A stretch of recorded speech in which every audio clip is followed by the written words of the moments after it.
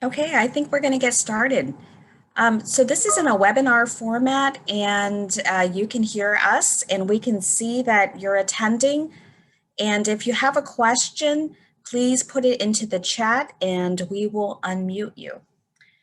So thank you for joining us for the First Five Alameda County Equity and Strategic Planning RFP Bidders Conference. Our plan this morning is to briefly walk through the RFP document and then respond to questions that we've received via our equity@first5alameda.org email, and then take questions from those who are attending. So my name is Christine Hom. I'm the finance officer with the agency, and along with my colleagues, we will be presenting this information this morning. Just as a heads up, we're recording this conference, and we'll have our Q&A available on our website by the end of the week.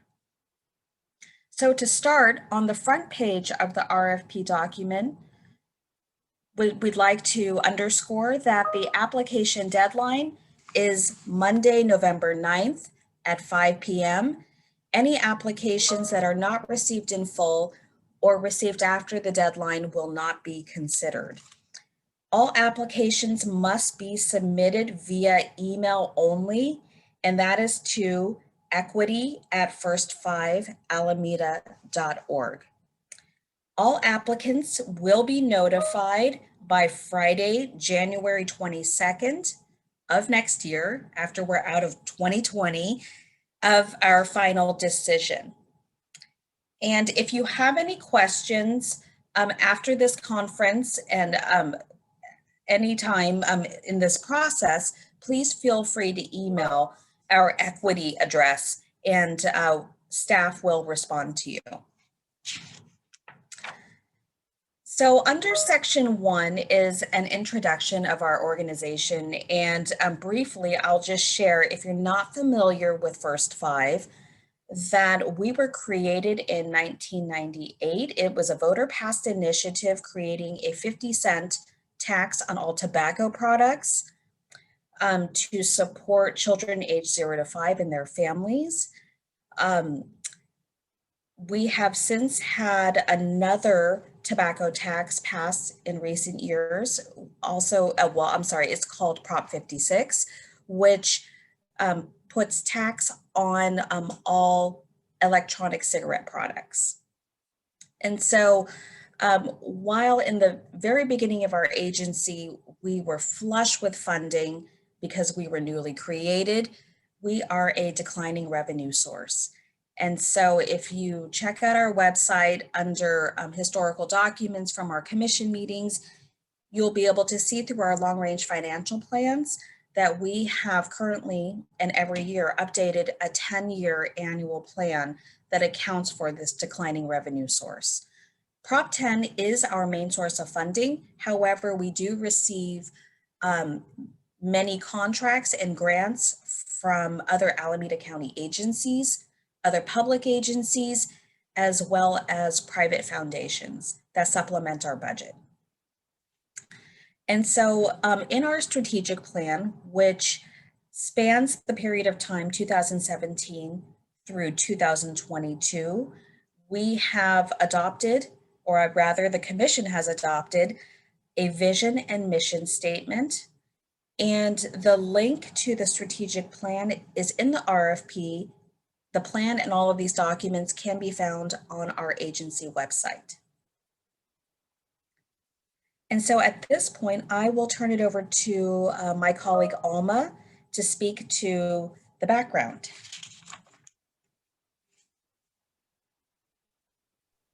Good morning. I'm here to give you a little bit of overview of our background and our scope of work of the proposal. So First Five Alameda County has an organizational commitment to equity, racial, social, and economic justice. First Five Alameda County is committed to be an anti-racist organization and to promoting equity in our work, both internal to our organization and external with the community broadly. Our intention in this engagement process is to center race and do our part to dismantle white supremacy, recognizing that race is intersectional with the factors such as economic justice, gender, sexual orientation, ability, etc. All components of the creation and sentiment of this proposal were informed by First 5 Alameda County staff at all levels. So our scope of work has two components. Phase 1, the agency-wide equity work, and Phase 2, the strategic planning. So consultants can apply for one or both components they feel they can successfully address. The order of the work is not indicative of relative importance, but it is intended to be sequential, with equity coming before the strategic planning. We would like to highlight that we would give preference will be given to proposals applying for both components of the work and configurations of teams dedicated to the project that are reflective of the equity or diversity of Alameda County are encouraged, as are minority and women-owned businesses. Our Phase 1 work in our Phase 1 agency-wide equity work, we would like you to conduct an assessment or audit of equity accomplishments and areas and a path for improvement for First 5 Alameda County's internal and work and external work. Internal hiring practices, how we engage staff at all levels, and externally for our investments and partnerships. We would also like a path to engage staff to co-create a shared definition of equity and what we think our agency's equity work should entail.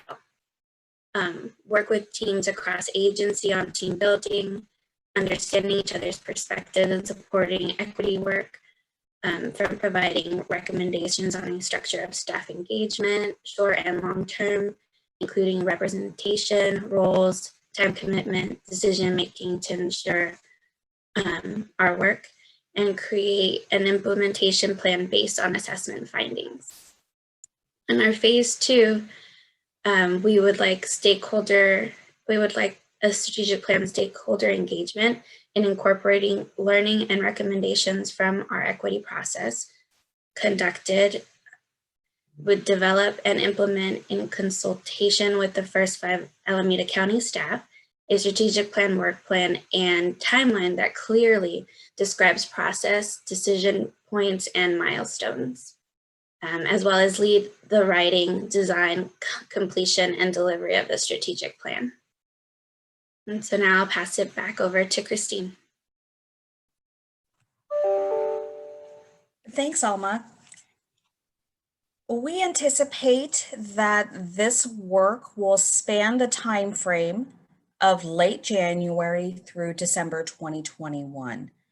And the start date, I will say, is a little bit flexible. It may begin February 1st, but for the purposes of this proposal, we are asking that all applicants submit their budget to be reflected of the 12-month calendar period. Once we are in contract, we will make payments based on actual and approved expenses and upon the successful completion of identified deliverables. The maximum award for both components is $250,000 for the 12-month period, with roughly $125,000 designated to each component, equity and strategic planning separately. So if you're applying for one, please keep in mind that your budget should not exceed $125,000 for that 12-month period. Preference will be given to proposals that are applying for both components of the work and, of course, coming in under the maximum budget if possible. So at this point, I will briefly review the application instructions and proposal requirements. All proposals should be submitted within no more than 10 pages of 11-point font and reasonable margins. A cover sheet, resumes, client lists, work samples, The budget template and budget narrative do not count towards the 10-page narrative limit. So on the first page for the cover sheet, we ask that you include contact information for the individual who is appropriate to respond to any questions, or should we contact you for an interview, that they would be able to coordinate that. Under the narrative section, please include your proposed work plan, the qualifications and staffing of your firm, including the configuration of the team dedicated to the project that is also reflective of the diversity of Alameda County. And then next, please describe your experience with each of the scopes of work that you're applying for, either equity or strategic planning. We'd like you to include the resumes of individuals who will be supporting this project. And then the next section, we request that you submit a minimum of 3 client references for whom you've done similar work. And should you move forward in the process, we will be consulting those references. Please also include work samples that you feel illustrate the tools and products that are representative of the proposed work. And then lastly, we ask that you submit the budget template completed, as well as a narrative explaining your proposed costs.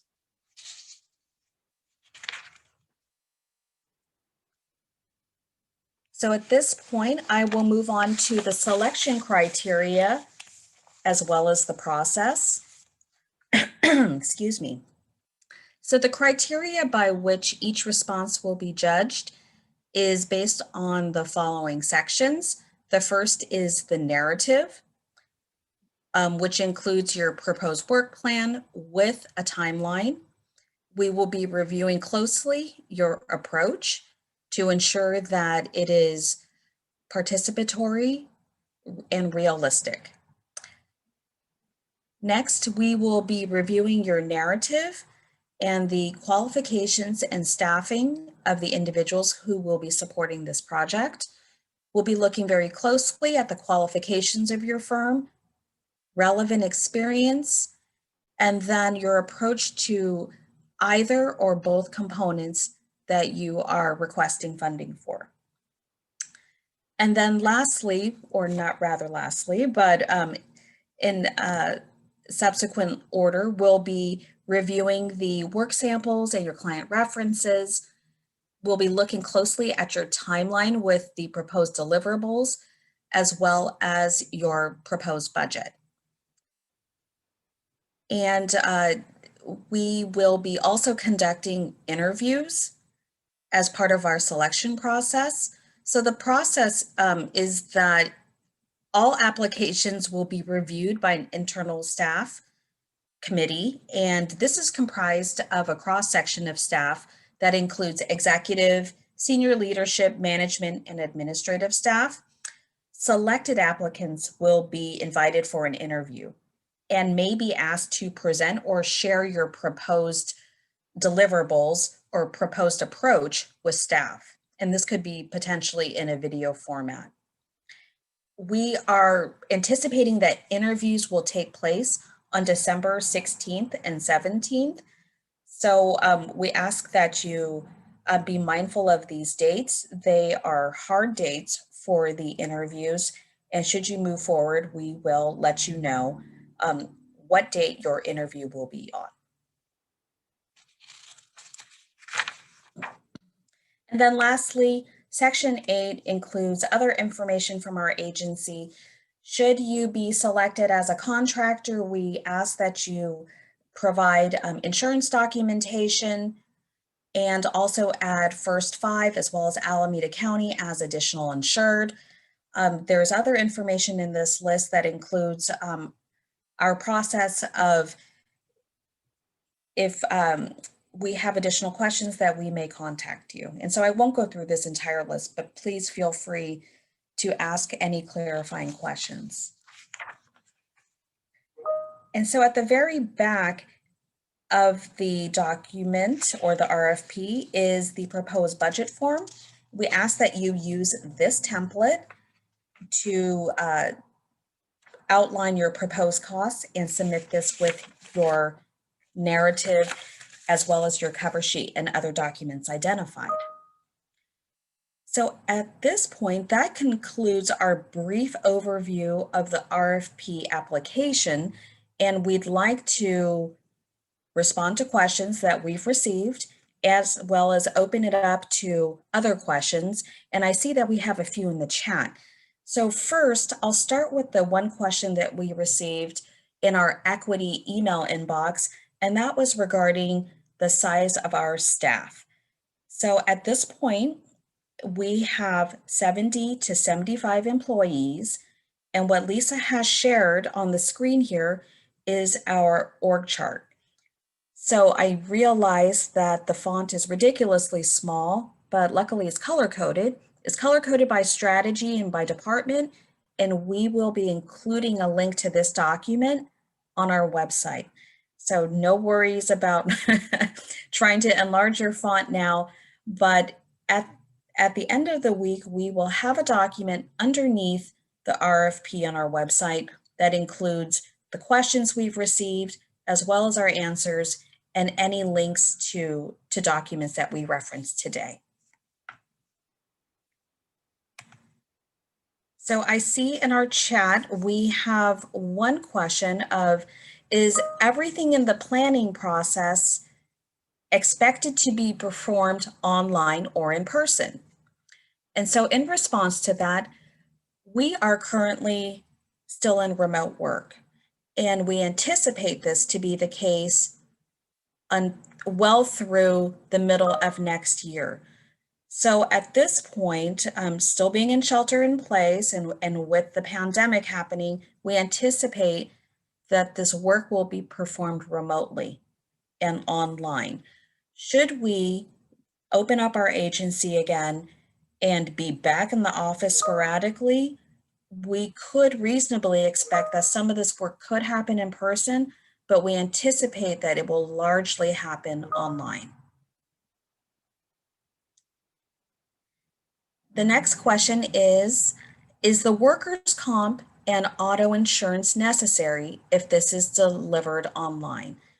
And the answer is yes. So for any contractor that we engage with, the workers' comp is necessary. If you are a firm and you have employees, that we would expect that the workers' comp insurance be provided. As for the auto insurance, you're absolutely right. If we're doing this remotely, I don't believe that's necessary. And so that will be waived. We have another question. If submitting for strategic planning only, what would be the time frame for that work? That is a great question. And I also opened it up to my colleagues to respond to. Good morning. I'm Lisa Forty, Director of Policy Planning and Evaluation. And I can respond to that one that we would estimate spring or early summer of 2021, but it really is to be determined based on the equity work. As Alma said, we are interested in having a sequential process with the equity coming first. And because our strategic plan is targeted to be completed December 2021, we would want to give sufficient time for strategic planning as well. So estimate spring, early summer of 2021.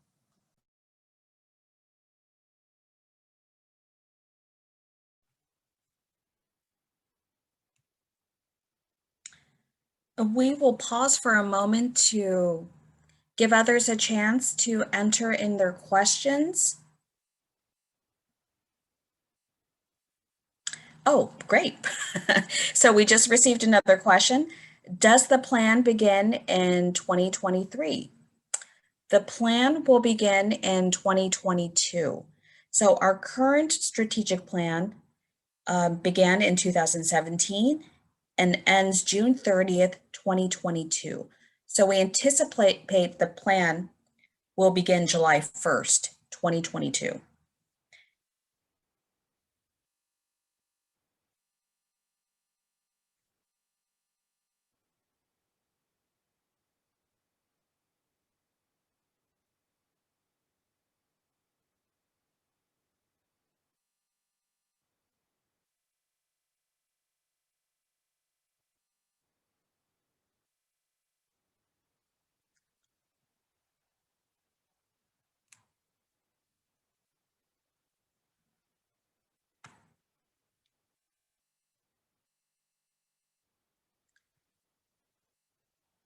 So it does not seem that we have any other questions. We have a question, actually, I'm sorry, in the chat.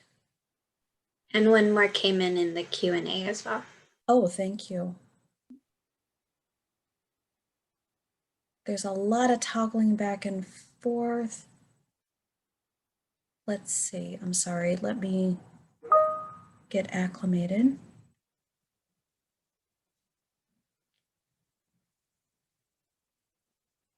Okay, we've received a question. Has there previously been an equity audit of First Five? And was it a part of the 2017 strategic plan? That is a great question. To my knowledge, we have not had a comprehensive equity audit of the agency. And so subsequently, that was not part of the 2017 strategic plan. However, we have embraced and rooted our work in equity and also recognizing the diversity of the county as well as all of the clients we're serving. And so that has consistently been a part of our strategic plan since the inception of our agency.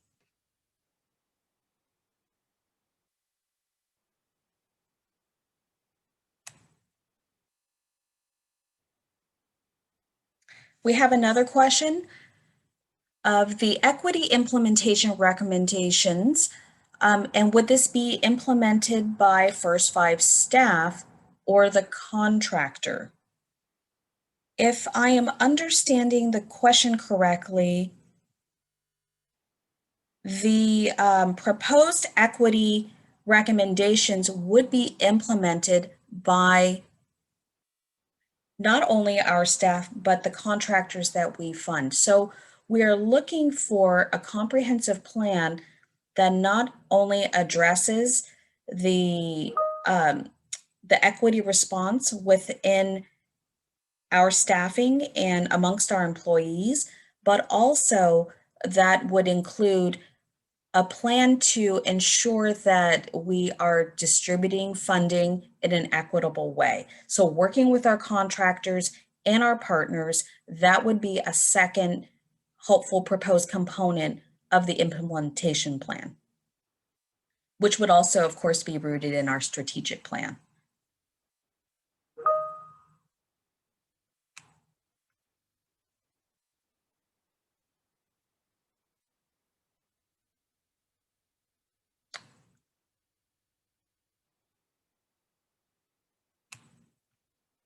Okay, so I believe we have additional questions, and I will ask also my colleagues, Lisa and Alma, to help call those questions out while I toggle back and forth between. Sure. I can jump in, Christine. So one question that we have says, do you have an existing equity strategy or definition of equity? And I think that the best answer is that equity is a part of our agency's focus and has been for several years. Really, First Five, since its inception, has incorporated equity into its work. It's a named focus of our current strategic plan. And so that would be a good reference point, as well as the documents that are linked in the RFP that are further articulating our commitment to equity. As part of this RFP process, we're interested in deepening that commitment and creating a shared definition across our agency. So there's a foundation of work to draw upon, and there's more work that we're interested in doing with staff across the agency and of course with partners and stakeholders as well. So there is existing work to build on, but not a specific definition that we're using or that hasn't been disclosed. That's part of the work of the process. And I would just say also to the question about who will be implementing the equity efforts, I completely agree with Christine's response, and there may be a point in the future where we engage a contractor to support implementation of our equity work, but that is not a part of this current RFP.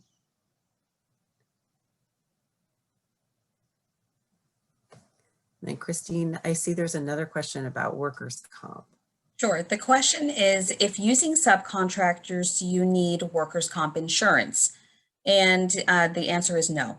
So if you are subcontracting any portion of the work that you're proposing, it depends essentially on the structure of your firm. So for a subcontractor, they would be responsible for having the appropriate levels of insurance that they require.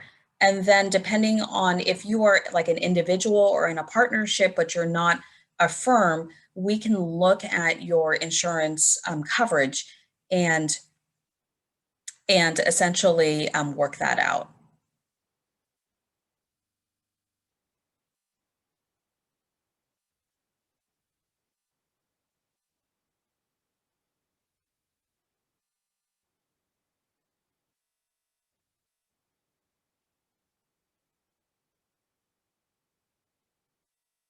Okay, we have several other questions.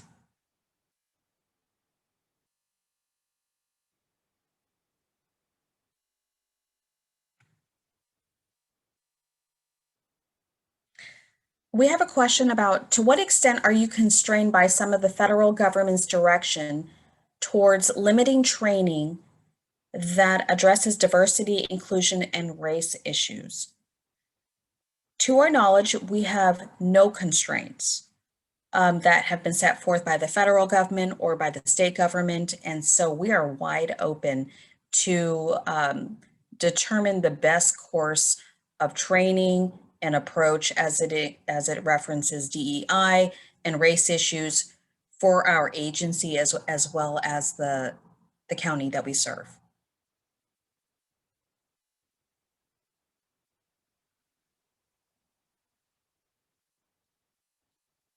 I will ask my colleagues if I have missed any, or if we've missed any questions. There is one last question in the Q&A. It says, would it be possible to weave the two aspects of the proposals together, DII and strategy? I believe the answer is yes. Yes. If I'm understanding this question correctly, so this would reference the equity component as well as the strategic plan component. If so, I will just take it from that lens. Yes, definitely within the 10-page narrative limit, of course, you can propose your approach to both of those options. And then, of course, if you are just applying for one, for the equity work or for the strategic planning work, you have up to the 10-page limit, but we request that you be as brief as possible. I would just add to that by saying part of our intention of encouraging firms to apply for both components of the work is that we're interested in seeing how they're woven together. So we encourage firms to apply for both components and to think about how they connect with each other.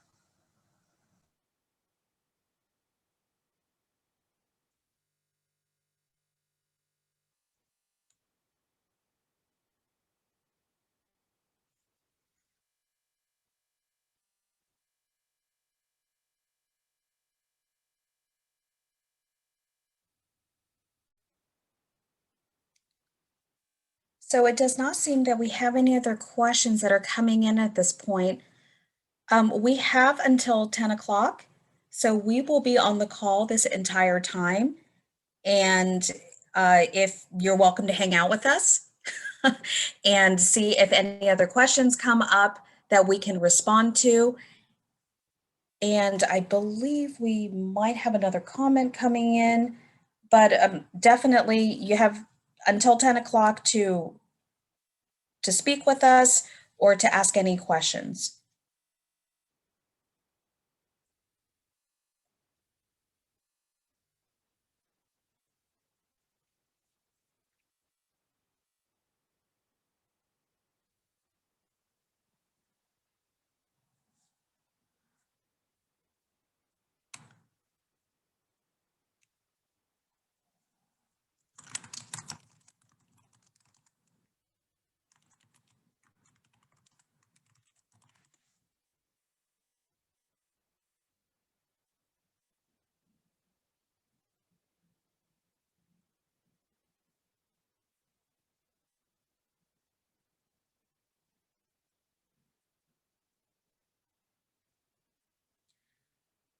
Okay, we have an addendum to another question, and I will also ask my colleagues to chime in.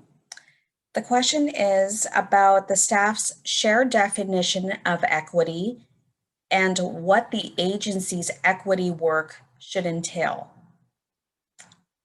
And then secondarily, are there any other approvals for that, including the Board of Supervisors, the state, the first 5 commissioners?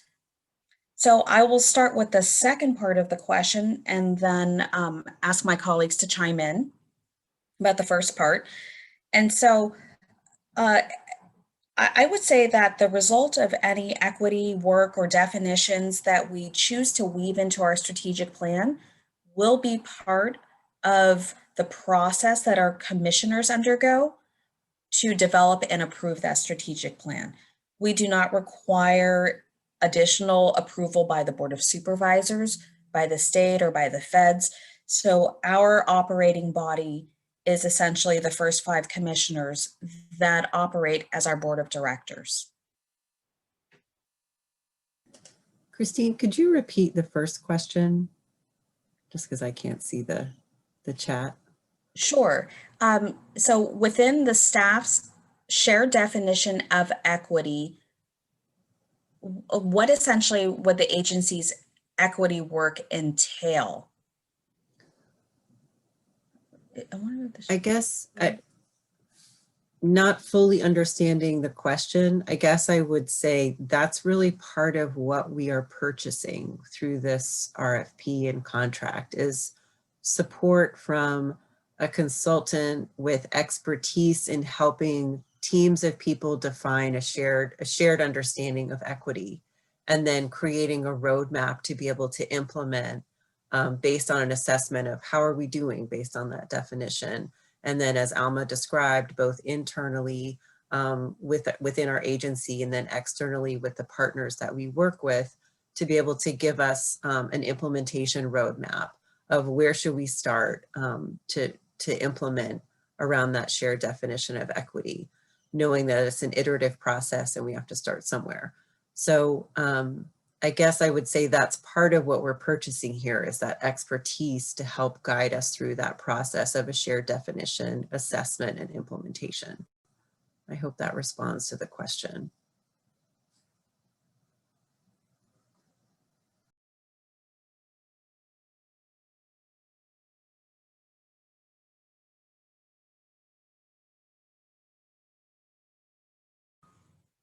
Lisa, we also have another question, and which I will read out loud as soon as I get my hands back on it. Are the commissioners expected to participate in the DEI and strategic planning work beyond feedback and approval?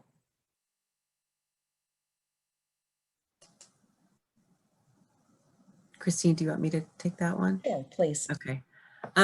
As is articulated on page 4 under the strategic planning scope, we do consider the commissioners to be stakeholders as part of our strategic planning process.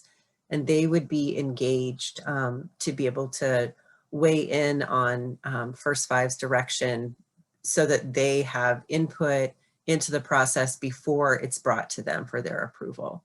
So specifically the strategic planning work, this commission is aware and aware of and invested in the equity work as well. And I think that it's there would need to be conversations about exactly what that might look like. But certainly in our strategic planning process, the commission is engaged before final approval.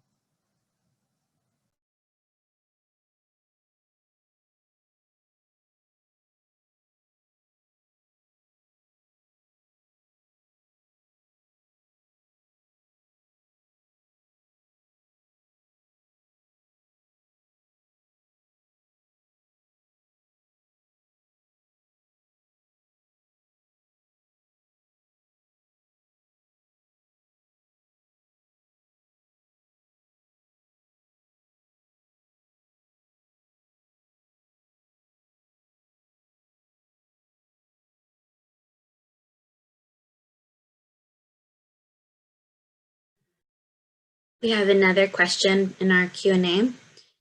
How many participants do you anticipate in the strategic planning process? Would you include external partner representatives?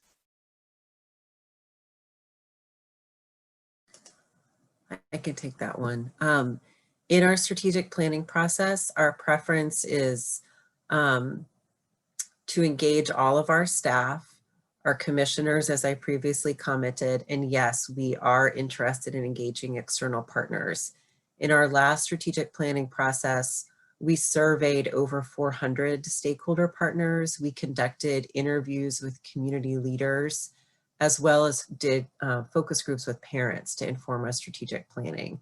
So we are very interested and invested in having stakeholder participation in our strategic planning process. And we would think that the equity work that comes before strategic planning would help inform what that stakeholder participation would look like. So the answer is yes, we would include both external and internal stakeholders in our strategic planning efforts. I think what that looks like in terms of actual planning meetings is to be determined. And that certainly staff would be engaged in planning meetings around strategic plan development.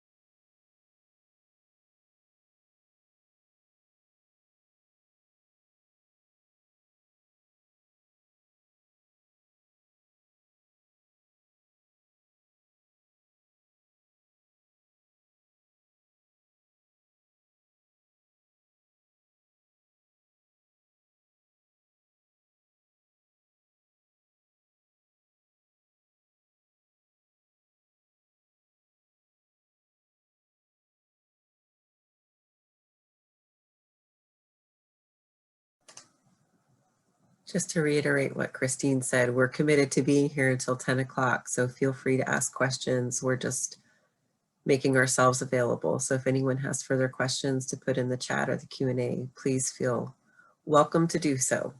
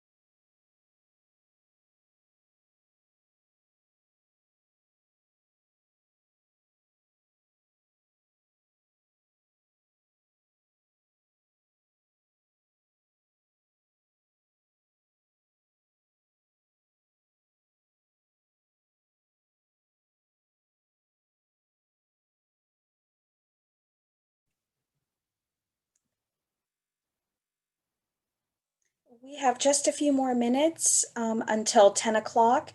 And as a reminder, we will be posting a recording of this conference on our website underneath the RFP.